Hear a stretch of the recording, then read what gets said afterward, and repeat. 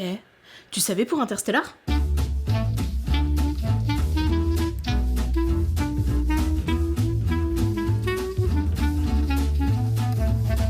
Déjà... Pause. Il y a trop d'informations intéressantes, vraiment beaucoup trop. Et je vous avoue qu'on pourra pas parler de tout pendant cette vidéo. Sinon, elle durerait 70 heures en temps martien. Donc, on disait. Déjà, le film a beaucoup de références à l'enfance de Nolan. Petit, il a vu beaucoup de fois Star Wars au cinéma, mais il était surtout fan de 2001, l'Odyssée de l'espace. Du coup, on y retrouve quelques petites refs, comme les longs plans contemplatifs dans l'espace, ou bien Tars et Case qui font référence à HAL 9000, qui est beaucoup moins sympa. Mais avant d'être un film sur l'espace, c'est un film sur la famille et la transmission. Pendant la pré-production, le film s'appelait Flora's Later, Flora étant le prénom de sa fille aînée. Et on peut voir son fils Rory Nolan dans la scène finale de l'hôpital. Mais à la base de la base de la base de la base en 2006... ça fait beaucoup de fois le mot base, Spielberg devait réaliser Interstellar. Et le script original était très différent. Murphy était un garçon, Tars et Case étaient des humanoïdes, et la seule planète où il devait se poser était un équivalent à celle de Mann. Mais Spielberg était accompagné dans l'écriture par Jonathan Nolan, qui avait d'ailleurs pris pour l'occasion des cours sur la théorie de la relativité à l'Institut de technologie de Californie. Puis Spielberg s'est retiré du projet. Jonathan a alors impliqué Christopher qui a réécrit le script avec l'aide de Kip Thorne pour assurer une base scientifique crédible. D'ailleurs, Kip, le robot KO de Mann, je sais pas si vous vous souvenez, c'est une référence à Kip Thorne qui est un astrophysicien connu et reconnu, mais surtout producteur exécutif du film. La physique et l'astrophysique sont évidemment au cœur du scénario. Il y a même un documentaire dans le DVD qui explique toute la logique scientifique derrière le film. Et je ne peux que vous inviter à le regarder parce que c'est vraiment fascinant, qu'en plus il y a Elon Musk qui passe une tête à un moment. Bref, pour ne citer qu'un fait présenté, la création du trou noir a été basée sur un travail de recherche très minutieux qui a mené à de réelles avancées scientifiques. Paul Franklin et Kip Thorne ont travaillé à partir d'équations sur la gravité, au point de devoir créer un logiciel pour obtenir une simulation de trou noir réaliste. Et il en est sorti de vraies données d'observation, que j'ai pas le temps de vous détailler ici parce que sinon ça serait trop long et que vous pouvez retrouver ça en description. De rien. C'est la meilleure vision qu'on pouvait avoir en 2014. Et au final, en 2019, quand les premières photos du trou noir de la galaxie M87 sont sorties,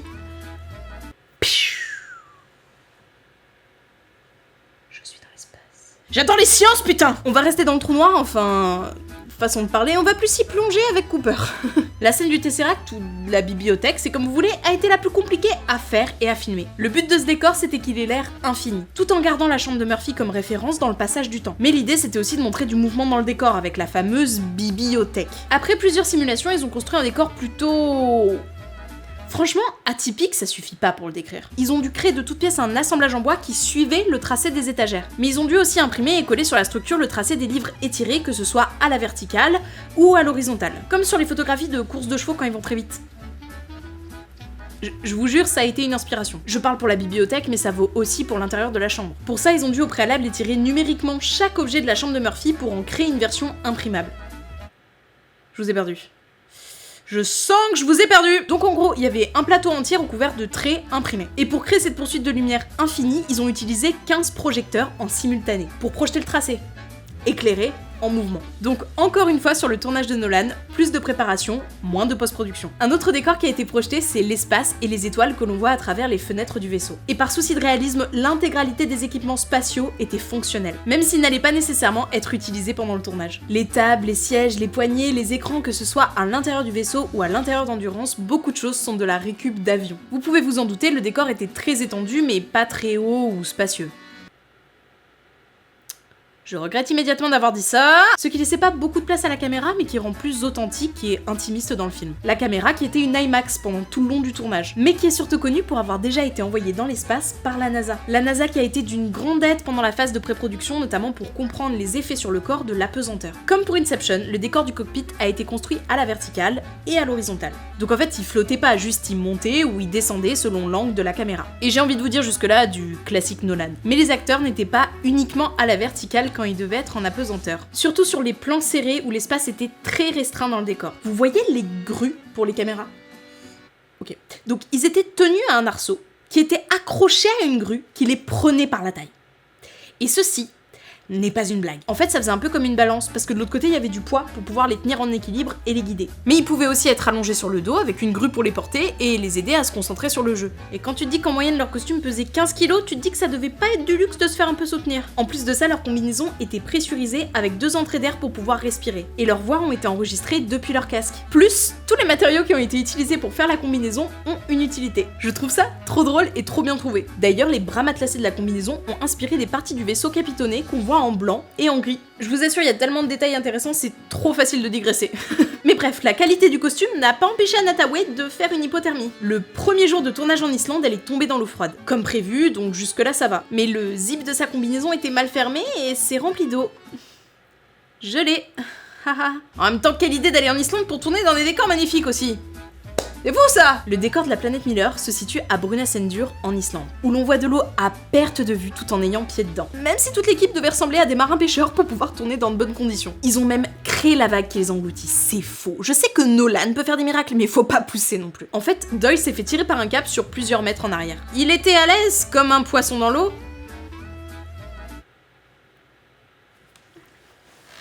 Et pour ce qui est de la planète Man, ils sont restés en Islande sur le plus grand glacier d'Europe, le Vatnajökull.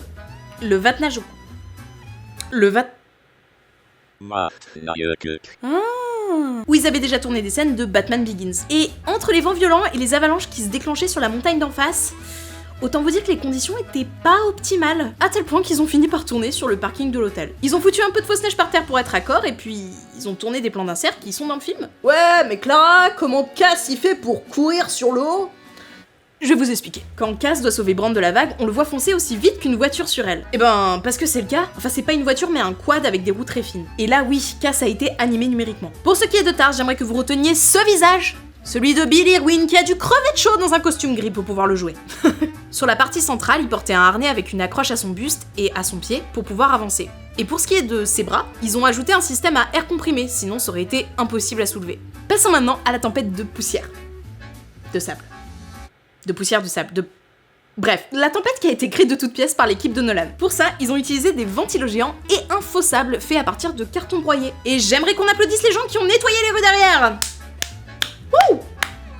Bravo!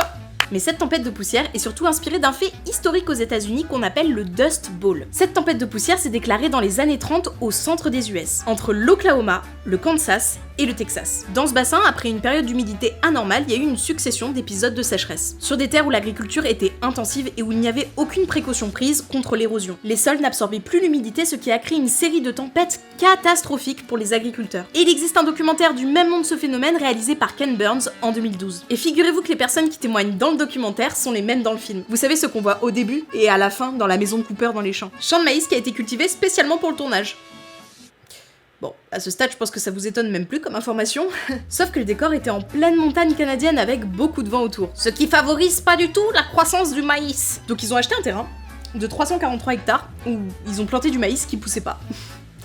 Super. Du coup, ils ont d'abord tourné les séquences dans la maison, et quelques semaines avant de tourner, ça a pris d'un coup. Vraiment, entre ça et la neige dans Inception, on peut dire que Nolan a de la chance. Et d'ailleurs, pour votre culture G, sachez que le maïs ne brûle pas aussi facilement que ça quand il est vert. Ils ont dû utiliser des citernes de propane pour les flammes, et de diesel pour la fumée. À ne pas reproduire chez vous, merci d'avance. Petit plus, après la fin du tournage, ils ont réussi à récupérer l'argent du terrain, parce qu'ils avaient brûlé qu'une parcelle de terrain, et pas tout le maïs qu'ils avaient fait pousser. Et voilà, c'est tout ce que j'avais à t'apprendre sur Interstellar. Merci d'avoir regardé ce Et tu savais pour jusqu'au bout, ça a demandé un travail de recherche titanesque, vous imaginez même pas, il y a encore des millions d'infos intéressantes et j'en laisse en description, plus des informations en plus pour les gens qui veulent de l'astrophysique, qui sont un peu frustrés sur le fait que j'ai pas trop parlé de mathématiques, etc. Je sais que parmi vous, il y a des immenses fans de ce film tout comme moi, donc si vous avez des anecdotes en plus, n'hésitez pas à me le dire en commentaire ou même me donner votre avis sur Interstellar, c'est tellement intéressant de pouvoir échanger avec vous, c'est trop cool. Lavez-moi en gun que d'habitude, abonnez-vous si c'est pas déjà fait, vous pouvez laisser un pouce bleu, ça me fait extrêmement plaisir, et puis me rejoindre sur les réseaux, me partager sur les réseaux, c'est trop cool, vous me nommez @ClaraRunaway, et après on parle un petit peu ensemble, c'est hyper sympa. Buvez du thé glacé parce que c'est très bon pour la santé, et que ça tient le froid. Je vais m'enterrer dans mon frigo. Donc n'hésitez pas à me suivre sur les réseaux, que ce soit Instagram ou Twitter, même si je suis plus active sur Instagram. Voilà. Et quant à moi, je vous dis à bientôt pour une nouvelle question autour de la prod et de la fiction. Bien oui.